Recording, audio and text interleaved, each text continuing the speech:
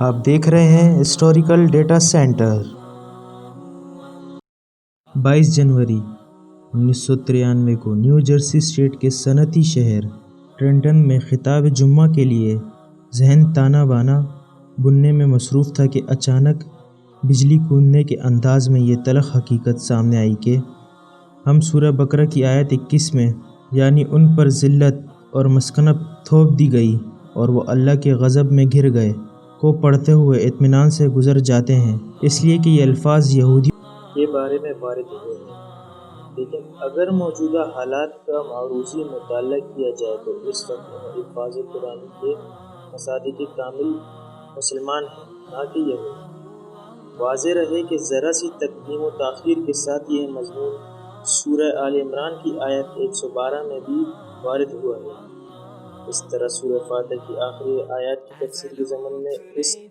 امر پر مفسرین کا تقریباً اجماع ہے کہ مغضوب علیہم کی عملی تفسیر یہود ہے اور ضالین کے مقاصد انصار ہیں، جبکہ واقع یہ ہے کہ اگرچہ مؤخر الاذکر یعنی عیسائیوں کا گمراہ ہونا تو یقیناً اب بھی 100% درست ہے، لیکن مغضوب علیہم کی عملی تفسیر تو اس وقت یہود نہیں مسلمان ہیں۔ ذرا غور فرمائیے کہ یہود اس وقت پوری دنیا میں کل 14 ملین یعنی لگ بھگ 1.5 کروڑ ہیں، جبکہ مسلمان کی تعداد کم از کم 1300 ملین یعنی 1 ارب 30 کروڑ ہے۔ گویا مسلمان یہودیوں سے تعداد میں تقریباً 100 گنا زیادہ ہیں۔ اس کے باوجود اس وقت کرۂ ارضی کی سیاست قسمت بافعل یہود کے ہاتھ میں ہے۔ اس کے لیے وہ علامہ اقبال کے قول فرنگ کی رگیں جہاں پنجہ یہود میں ہے کہ مصادیق کے وقت کی واحد سپریم پاور یعنی ریاست ہائے امریکہ کی سیاست، معیشت و ثقافت سب پر پوری طرح قابض اور قابو یافتہ ہیں، اور امریکہ کا صدر ہو یا سینٹ اور کانگریس ہو یا پینٹاگون، سب ان کے اثر و رسوخ اور بالخصوص ذرائع ابلاغ پر ان کے کنٹرول کے آگے بے بس ہیں۔ دوسری طرف سونے چاندی کے بجائے کاغذی کرنسی کے رواج اور بینک، انشورنس اور اسٹاک ایکسچینج کے شیطانی جال پر تسلط کے ذریعے اس وقت دنیا کی دولت کے بڑے حصوں پر یہود کا قبضہ ہے۔ چنانچہ ایک جانب ان میں سے 20 افراد ایسے موجود ہیں جو کئی بلین ڈالر کا ایک چیک جاری کر سکتے ہیں،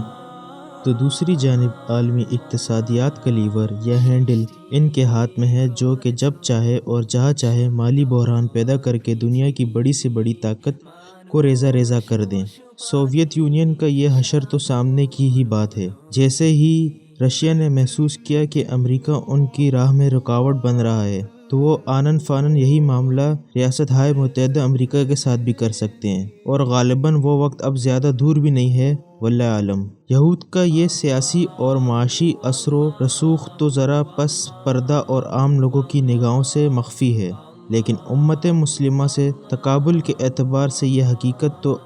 اظہر من الشمس ہی ہے کہ عالم اسلام خصوصاً عالم عرب کے سینے میں اسرائیل کا خنجر بافعل پیوست ہے۔ واضح رہے کہ دریائے اردن کے مغربی کنارے، گولان کی سطح مرتفع اور غزہ کی پٹی سے قطع نظر جس پر 1947 کی جنگ میں اسرائیل قابض ہوا اور 1948 میں جو ابتدائی اسرائیل وجود میں آیا تھا، اس کی صورت وقتاً بالکل خنجر کی سی ہے۔ اس پر متضاد یہ کہ دیکھنے والی نگاہ دیکھ رہی ہے کہ وسیع تر اسرائیل بھی بالقوا وجود میں آ چکا ہے، اس لیے کہ دنیا اسلام بالخصوص عالم عرب میں کوئی طاقت ایسی موجود نہیں ہے جو اس کے قیام کی راہ میں مزاحم ہو سکے۔ یہ بالکل دوسری بات ہے کہ یہودیوں کی اپنی حکمت عملی ابھی اپنے آخری اقدام کے ضمن میں قدر تاخیر کے متقاضی ہے۔ ہمارے چینل کو لائک کریں اور سبسکرائب کریں اور آگے شیئر کریں۔ شکریہ۔